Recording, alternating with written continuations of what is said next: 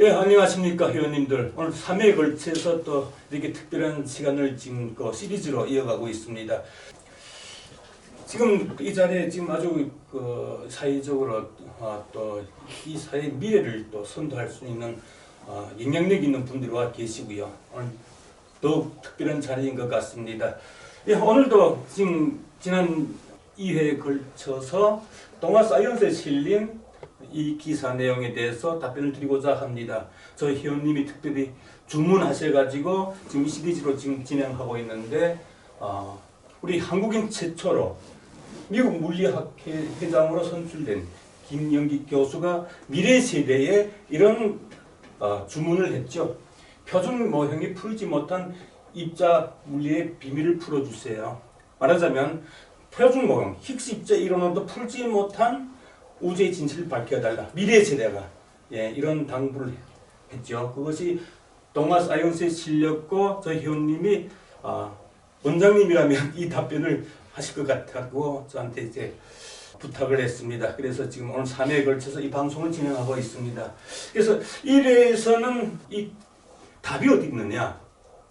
표준 모형, 힉스 입자 이론은 또 풀지 못한 답이 어디 있느냐? 바로 이 블랙홀에 있다. 블랙홀에 극단적으로 압축되어 있는 1cm 입방당 185톤이라고 하는 이 질량의 진실만 밝히면 이 표준 모형으로 힉스 입자 이론도 풀지 못한 우주의 모든 진실을 풀 수 있다는 것에 대해서 말씀을 드렸고, 또 어제는 우주의 탄생의 그 과정에 대해서 말하자면 우주가 탄생된 그 기점으로 우리가 현재 그 과정의 그 필름을 다시 되돌려 보는 그런 시간을 가졌죠. 그리고 오늘 시간에는 우주가 탄생해서 지금에 이르기까지 이 질량을 통해서 표준 모형이 풀지 못한, 힉스 입자 이론이 풀지 못한 그 답을 제가 제시해 드리도록 하겠습니다. 어제 시간에 그런 말씀을 드렸죠. 지금 현대 과학은 138억 년 전에 초기 우주도 볼 수 있는 그 경지에 와 있다. 아직 별과 행성들이 탄생하기 이전의 초기 우주. 말하자면 미국 나사가 이게 관측한 138억 년 전의 초기 우주인데요. 유럽 우주국에서 관측한 초기 우주의 사진도 이와 역시 비슷합니다. 그래서 지금의 우주는 계속 가속 팽창을 하고 있는데, 그것은 우리가 우주 망원경을 보게 되면 은하들이 먼 곳의 은하들이 초속 73km 이상의 매우 빠른 속도로 멀어가죠. 그렇게 138억 년 동안 많은 은하들이 우리 지구로부터, 우리 은하로부터 계속 멀어져 갔다고 하는 것은 그렇게 멀어져 갈 수 있는 공간이 있었기 때문이다. 지금도 은하들이 그렇게 계속 끝없이 멀어져 갈 수 있다고 하는 것은 현재도 은하들이 계속 멀어져 갈 수 있는 무한 공간이 있기 때문이다. 여기에 대해서 지난 시간에 말씀을 드렸고, 여기에 팩트가 있다. 그리고 비율에 대해서 말씀을 드렸죠. 지난 시간에 초기 우주를 차지하고 있는 이 비율, 물질과 공간의 비율, 그다음에 현재 우주를 차지하고 있는 물질과 공간의 비율, 여기에 진실이 있다. 어제 시간에 그걸 말씀을 드렸습니다. 다시 한번 상기시켜 드릴게요. 초기 우주를 차지하고 있는 물질과 공간의 비율과 현재 우주를 차지하고 있는 물질과 공간의 비율이 큰 차이가 없다는 걸 어저께 강조했었죠. 다시 한번 이렇게 되새길게요. 초기 우주에서 이 공간을 차지하고 있는 암흑 에너지의 비율이 68.5%고, 지금의 우주에서 공간을 차지하고 있는 이 암흑 에너지의 비율이 73%예요. 큰 차이가 없죠. 암흑물질 보게 되면 초기 우주에서 26.6%, 지금의 우주에서 암흑물질이 차지하고 있는 퍼센트는 23%. 역시 큰 비율이 차이가 없어요. 그리고 우리가 일반 물질이라고 하죠. 원자로 이루어진 일반 물질의 비율은 초기 우주에서 4.9%, 지금의 우주에서는 4%, 0.9% 차이가 있습니다. 큰 차이가 없죠. 거의나 비슷하잖아요. 이게 진실이 있는 게 비율에, 아까 말씀드렸습니다만 우리가 우주 망원경 가지고 보게 되면 먼 곳에 있는 은하들이 초속 73km 이상의 속도, 매우 빠른 속도로 멀어져 가면서 우리 지구로부터, 우리 은하로부터 멀어져 가면서 지구를 계속 확장시키고 팽창시켜 가는데, 이 우주를 이 우주가 탄생한 기점으로 이 과정에 우주가 진화되어 온 이 과정의 필름을 다시 거꾸로 되돌려보면은 우주 규모가 점점 작아지는 거죠. 작아지는 거죠. 근데 빅뱅론이나 히그스 입자 이론들이라면은 여기에 존재하는 이 물질의 비율이 엄청난 차이가 나야 되거든요. 왜냐하면 이 계속 확장돼가는, 팽창돼가는 이 규모가 점점 작아질수록 이 안에 차지하고 있는 이 물질의 밀도는 높아질 거 아니에요. 빅뱅론에서 이야기하는, 히그스 입자 이론에서 이야기하는, 표준 모형 이론에서 이야기하는 이 우주 이론을 보게 되면 초기 우주의 질량과 지금 우주 질량이 같아요. 초기 우주에서 이렇게 물질이 한꺼번에 만들어졌다고 했잖아요. 최초의 30분이라고 하는 그 이론이 있죠. 그 스티븐 와인버그가 쓴 그 이론이 있는데, 그러니까 우주가 탄생해서 30분 이내에 우주 물질이 다 만들어졌다. 이제 그거예요. 그렇다면은 이 우주의 크기가 계속 지금도 초속 70km 이상의 매우 빠른 속도로 은하들이 우리 지구로부터, 우리 은하로부터 멀어져 가면서 확장시키는데, 이 우주가 생겨나서 지금까지 진화되어 온 이 과정의 필름을 다시 되돌려 볼 때 우주의 크기는 점점 작아지게 되겠죠. 작아지면서 이 안에 갇혀있는, 이 우주 안에 갇혀있는 물질의 밀도는 점점 높아질 거 아니에요. 그렇죠. 공간은 점점 사라지고, 밀도는 점점 높아지겠죠. 그런데 아니란 거죠. 현대 우주 과학 기술은 지금 이 정도 경지에 와 있는데 138억 년 전 초기 우주, 별과 행성들, 블랙홀과 같은 이런 천체들이 생겨나기 이전 초기 우주도 볼 수 있는 이런 경지에 와 있는데, 현대 우주 과학 기술이 밝혀낸 바에 의하면 미국 나사나 유럽 우주국이나 이 최신 우주 과학 기술에 의해서 밝혀진 바에 의하면 초기 우주를 차지하고 있는 물질과 공간의 비율, 지금의 우주에 차지하고 있는 물질과 공간의 비율이 같다는 거죠. 같다는 거죠. 왜일까요? 지금도 우주에서는 새로운 별과 행성들이 계속 생겨나고 있어요. 지금은 이걸 다 우리가 이제는 과학 전체 물리학 이 기술이 발전해 가지고 우리가 눈으로 다 관측이 가능해요. 지금도 새로운 별과 행성들이 계속 생겨나고 있고, 이 별과 행성들로 이루어진 은하들이, 신생 은하들이 계속 생겨나고 있어요. 그래서 해마다 제일 별들을 폭발적으로 생성하는 그 신생 은하들은 어느 정도로 많은 별들을 생성하는가 하면은 해마다 4,000개 이상의 별들을 생성해요. 그런 신생 은하들이 있어요. 이처럼 만약에 이 우주에서 이 별과 행성들이 생겨나지 않고 그 별과 행성들, 블랙홀들로 이루어진 이 은하들이, 신생 은하들이 생겨나지 않았다면, 그렇지 않고 많은 은하들, 138억 년 동안 우리를 둘러싸고 있는 많은 은하들이 이 지구 주위로부터, 우리 은하 주위로부터 멀어져만 갔다면 우리 눈에는 이미 텅 빈 우주일 거예요. 아무 별빛도 보이지 않는 텅텅 빈 우주에 우리는 덩그러니 외롭게 이렇게 남아있을 거예요. 하지만 이 우주의 그 규모가 계속 확장되는 것만큼 이 우주라고 하는 이 공간 안에서 새로운 별과 행성들이 계속 생겨나고, 그 별과 행성들로 이루어진 신생은하들이 계속 생겨났기 때문에 이 비율이 일정하게 비슷하게 유지될 수 있었다는 거죠.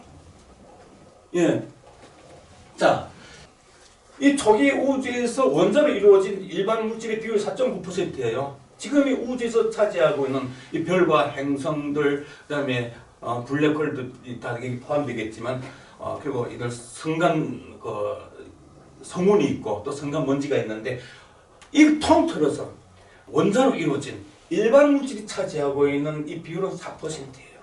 하지만 이 초기 우주의 4.9%하고 지금의 우주를 차지하고 있는 4%는 엄청난 질량 차이가 난다는 거죠. 네? 왜냐하면 있잖아요.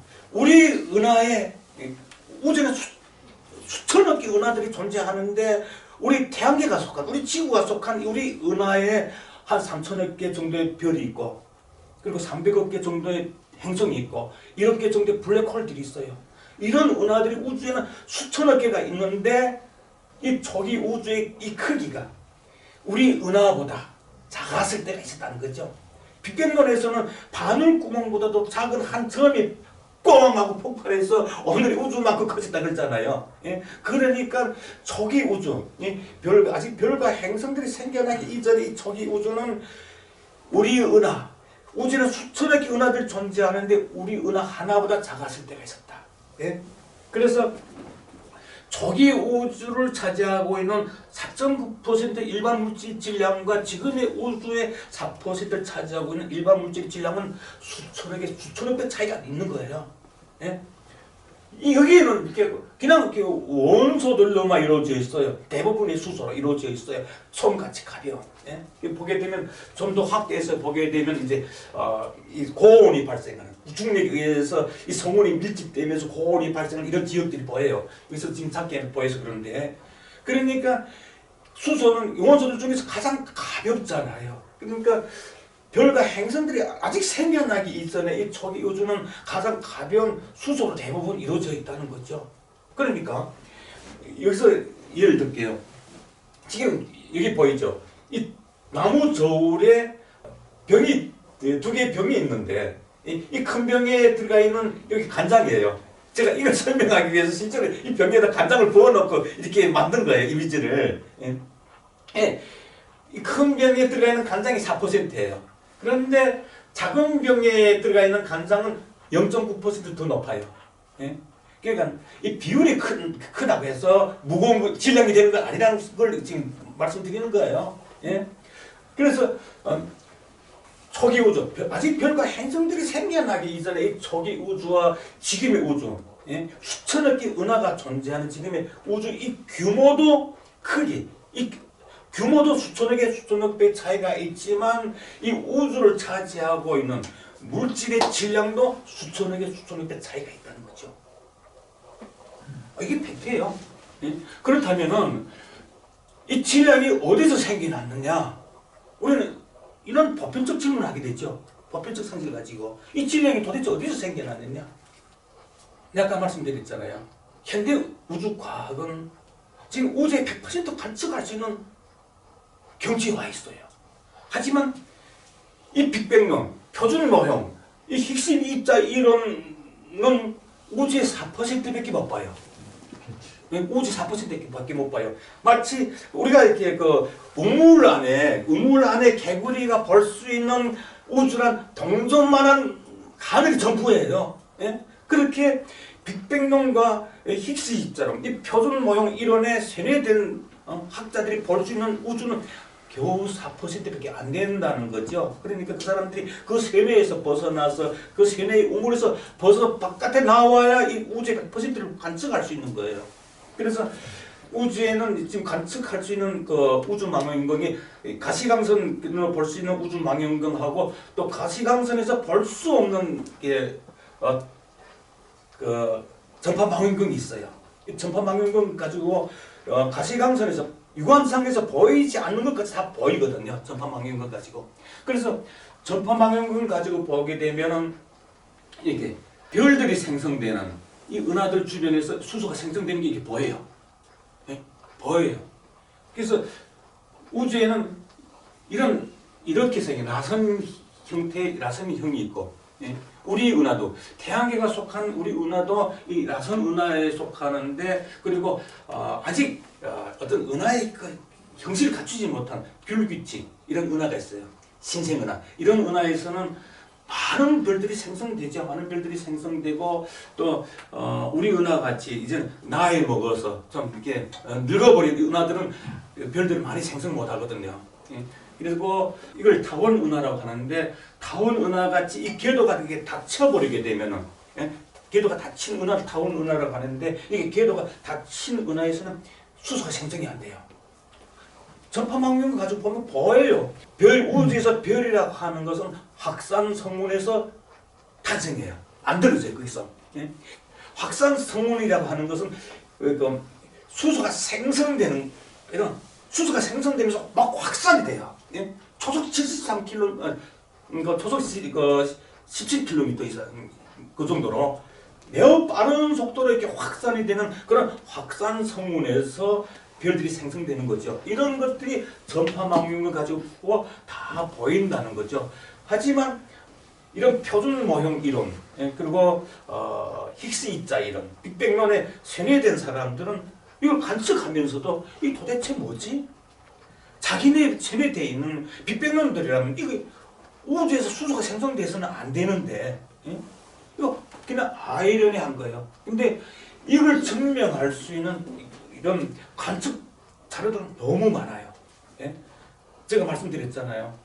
제가 그 뉴스포털 1이라고 하는 인터넷 신문에 이 우주의 진실, 이 증거들을 가지고 우주 진실을 연재하는데 400회 가까이 연재했어요. 그래서 오늘 시간에는 표준 모형, 힉스 입자 이론을 풀지 못한 그 답은 우주의 질량에 있다.